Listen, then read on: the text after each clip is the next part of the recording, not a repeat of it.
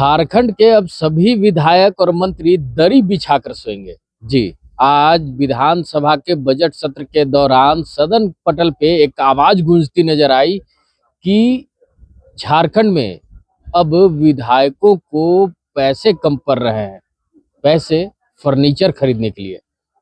विधायकों को फंड 3 लाख रुपया फर्नीचर खरीदने के लिए दिया गया। वहीं आरजेडी के विधायक अब आवाज उठाते नजर आए कि अब 3 लाख में नहीं बल्कि 10 लाख में पूरे घर का फर्नीचर मिलता है।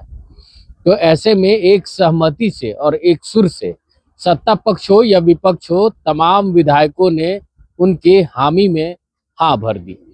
तो एक अकेला विधायक झारखंड डुमरी विधानसभा क्षेत्र का जयराम महतो एक स्वर से आवाज उठाए और कहते नजर आए कि जब तक झारखंड में छात्रों को छात्रवृत्ति नहीं मिलेगी, विधायकों का फंड नहीं बढ़ाया जाएगा। तो इन सारे मामलों को लेकर क्या कुछ कहते नजर आ रहे हैं जयराम महतो, आइए सुनते हैं। जी, मैंने सलाह दिया है, क्योंकि ग्रामीण विकास पर राज्य के साथ साथ पूरे आम जनमानस की भी नजर रहती है। वहाँ क्या घटनाक्रम होता है, क्या योजनाएं संचालित होती हैं, इसकी सभी जानकारी रखते हैं। और वर्तमान में हमारे पूर्व इसी विभाग के मंत्री अभी आलमगीर साहब जेल में हैं, और उनसे पहले जो दो पूर्व थे हरिनारायण जी और एनोस शेखर जी, वो जेल की यात्रा कर चुके हैं। दोनों ग्रामीण विकास मंत्री ही थे, और अभी के जो जेल में वो भी, यानी तीन ग्रामीण विकास मंत्री जेल की यात्रा कर चुके हैं। इसलिए मैंने वर्तमान मंत्री महोदय को भी सचेत किया कि आप एक बहुत बड़ा विभाग देख रहे हैं, जिस विभाग से इस राज्य के करोड़ों लोगों को अपेक्षाएं हैं, जन आकांक्षाएं हैं। इसलिए काम करने के साथ साथ आप अपने बाबुओं से सावधान रहिएगा, क्योंकि बाबुओं का कोई नहीं होता है। आज आप मंत्री हैं, बाबू आपके आगे पीछे हैं, आप नहीं रहेंगे, बाबू उनके आगे पीछे रहेंगे, और वो बाबू इस राज्य को गोल गोल घुमा रहे हैं, जैसे विधायकों को वो गोल गोल सवालों का जवाब देते हैं।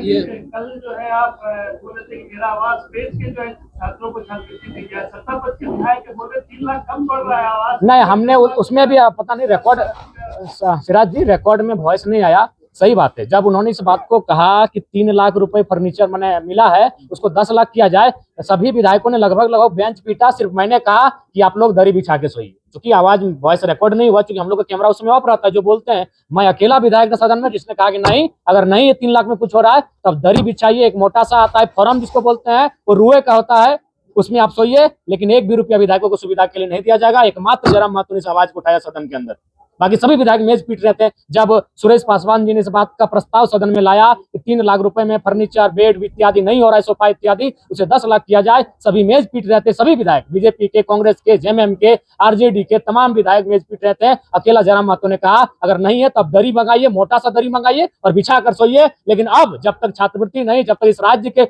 लोगों को सुविधा नहीं, विधायकों को एक भी सुविधा नहीं दी। आज तो बहुत गिफ्ट बटा है, मैंने नहीं लिया है, मैंने नहीं लिया है, आपने भी देखा होगा, मैंने नहीं लिया है। अच्छा, ये जो आज ग्रामीण विकास में सोच हो सकती है ना, सामान्य तौर पे जिस वर्ग से विधायक आ रहे हैं, अगर वो आराम से सोना चाहते हैं तो इसमें तो अपने लीजिए ना भाई, 2,13,000 की सैलरी क्या करेंगे?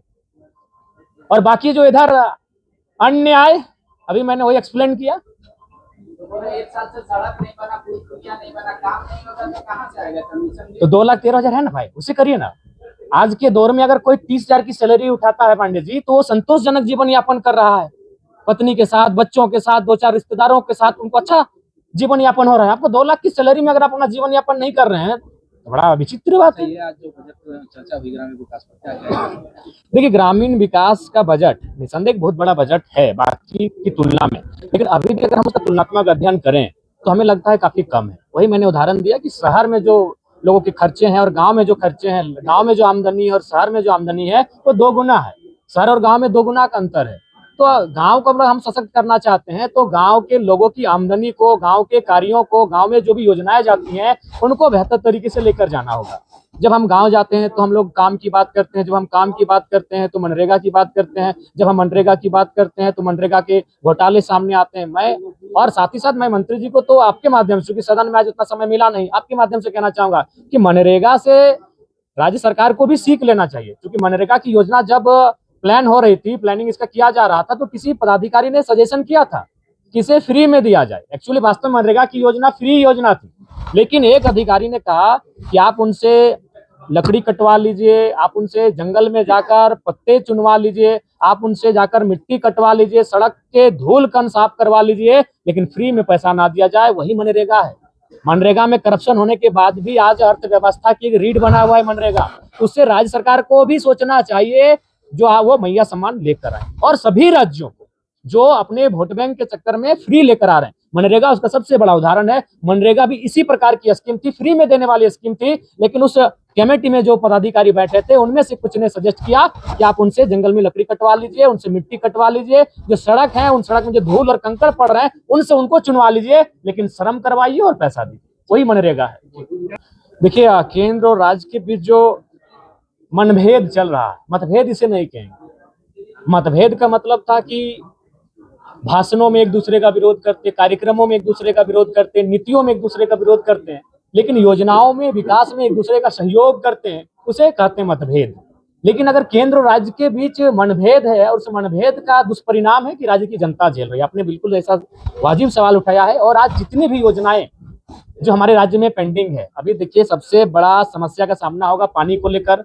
हम लोग मार्च के महीने को जैसे ही समाप्त करेंगे, गर्मी बढ़ जाएगी और विधायकों को, मुखिया, सरपंच, जितने भी चुने हुए नेता हैं, वो गाली सुनेंगे जनता से पानी की समस्या को लेकर। उसमें केंद्र का एक बहुत बड़ा अंश होता है, अभी मंत्री जी बता रहे थे 6000 के समथिंग है। तो मुझे लगता है कि इसमें एक पहल करनी चाहिए माननीय मुख्यमंत्री को, नेता प्रतिपक्ष को और तमाम विभागीय मंत्रियों को बैठकर एक सर्वदलीय बैठक बुलानी चाहिए थी। और हमें लगता है कि केंद्र के साथ जो राज्य का समन्वय ढीला पड़ा है उसे मजबूत करना है।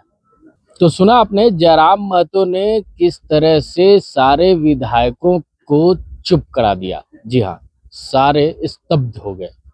अब झारखंड में देखना होगा कि विधानसभा से जहां विधायकों को फर्नीचर खरीदने के लिए 3 लाख रुपए का फंड आवंटित किया गया, वहीं अब इस फंड को बढ़ाया जाता है या फिर झारखंड के छात्रों को छात्रवृत्ति मिलता है। देखिए, थोड़ा इंतजार करना होगा। ऐसे ही तमाम खबरों के साथ जुड़े रहने के लिए हमारे चैनल को लाइक और सब्सक्राइब जरूर करें। Amit Kumar, before print news, Ranchi. तो ऐसे ही देश, विदेश और राज्य के तमाम खबरों की अपडेट्स के लिए जल्द सब्सक्राइब करें हमारे चैनल बिफोर प्रिंट न्यूज को, और हाँ, बेल आइकन दबाना ना भूलें।